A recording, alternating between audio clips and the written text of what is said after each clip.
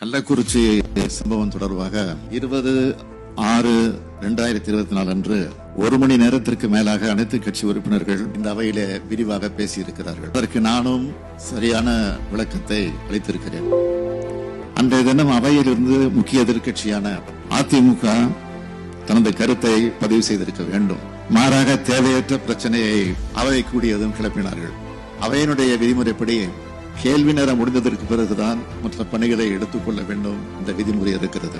ஆனால் அதையெல்லாம் பொருட்படுத்தாமல் விதிமுறையை மீறி உடனடியாக அந்த பிரச்சனை எடுத்துக்கொள்ள வேண்டும் என்று இங்கு ஒரு பெரிய ரகலையை செய்திருக்கிறார்கள். கேள்வி நேரம் பதில் நேரம் முடிந்ததும் கள்ளக்குறிச்சி பிரச்சனை பற்றி தான் விவாதிக்க போகிறோம் என்று சபாநாயகர் அவர்களும் தெளிவாக குறிப்பிட்டு சொல்லியும் அதையும் மீறி அவர்கள் வேண்டுமென்றே திட்டமிட்டு ஒரு கலவரத்தை ஏற்படுத்த வேண்டும் என்பதற்காகவே திட்டமிட்டு அந்த பணியை செய்து முடித்திருக்கிறார்கள். அதற்கு பிறகு நீங்கள் வேறு வழி இல்லாமல் அவர்களை அவையிலிருந்து அன்றைக்கு வெளியேற்றி இருக்கிறீர்கள். அதற்கு பிறகுதான் நான் அவைக்கு வந்தேன். வந்ததற்கு பிறகு கேள்விப்பட்டவுடன் மானிய கோரிக்கை விவாதம் நடைபெறுவது எதிர்கட்சி, அதுவும் பிரதான எதிர்கட்சி அதிமுக இருக்க வேண்டும், எனவே மறுபரிசீலனை செய்து இதை சரி செய்ய வேண்டும் என்று நான் உங்களிடத்தில் ஒரு வேண்டுகோள் வைத்தேன். நீங்களும் அதை ஏற்றுக்கொண்டு கோரிக்கை வைத்தீர்கள். ஆனால் அதற்கு பிறகும் அதையும் ஏற்றுக்கொள்ளாமல் மீண்டும் மீண்டும் வந்து ஒரு கலவரத்தை உருவாக்க வேண்டும் என்பதற்காக திட்டமிட்டு இந்த காரியத்தை செய்து கொண்டிருக்கிறார்கள். வேற ஒன்றும் இல்லை, 40க்கு 40 அது அவங்களுடைய மனசை உறுத்துது, கண்ணை உறுத்துது.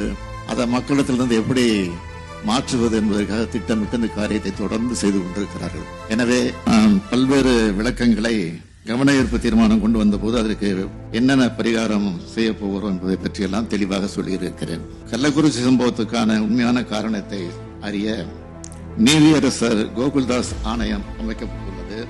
சிபிசிஐடி வசம் இந்த வழக்கு ஒப்படைக்கப்பட்டுள்ளது. உள்துறை செயலாளரையும் டிஜிபியையும் உடனடியாக சென்று அறிக்கையை தர சொல்லியிருக்கிறேன். குற்றவாளிகளில் 20க்கும் மேற்பட்டோர் கைது செய்யப்பட்டிருக்கிறார்கள். இன்னும் சிலர் தேடப்பட்டு வருகிறார்கள். கள்ளச்சாராயம் விஷசாராயம் ஒழிப்பு நடவடிக்கை தொடர்கிறது.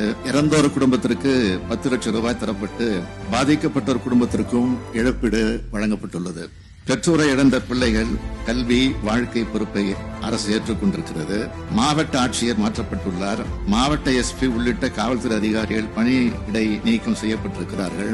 மதுவிலக்கை கவனித்து வந்த ஏடிஜிபி கட்டாய காத்திருப்பில் வைக்கப்பட்டுள்ளார். இப்படிப்பட்ட நடவடிக்கைகள் 24 மணி நேரத்துள் இந்த அரசு எடுத்திருக்கிறது என்பது உங்களுக்கு எல்லாம் நன்றாக தெரியும். இதற்கிடையில நேற்றைய தினம் கூட ஆர்ப்பாட்டம் எல்லாம் கூட செய்திருக்கு. ஆர்ப்பாட்டம் என்பது அது நியாயம்தான். அது எல்லாருக்கும் விதிமுறையில இடம் இருக்கிறது. அது ஜனநாயகத்தில் இருக்கக்கூடிய உரிமை. அது யாரோடனா ஆர்ப்பாட்டம் செய்யலாம். அது நியாயமான முறை ஆர்ப்பாட்டமாக இருந்தால் அது அரசு அதற்கு அனுமதி தருகிறது.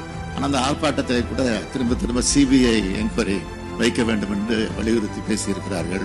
இதே எதிர்கட்சி தலைவர் அப்போது முதலமைச்சராக இருந்த போது அவர் மீது சிபிஐ விசாரணை கொண்டு வந்தது அவர் மறந்திருக்க மாட்டார். திராவிட முன்னேற்ற கழகத்தினுடைய அமைப்பு செயலாளர் RS பாரதி அவர்கள் எதிர்கட்சி தலைவர்கள் மீது ஒரு குற்றச்சாட்டை சொல்லி அதில் முறைகேடு நடந்திருக்கிறது, விசாரணை நடத்த வேண்டும் என்று நீதிமன்றத்தில் சென்ற போது இது சிபிஐ விசாரிக்க வேண்டும் என்று நீதிமன்றம் சொன்னது.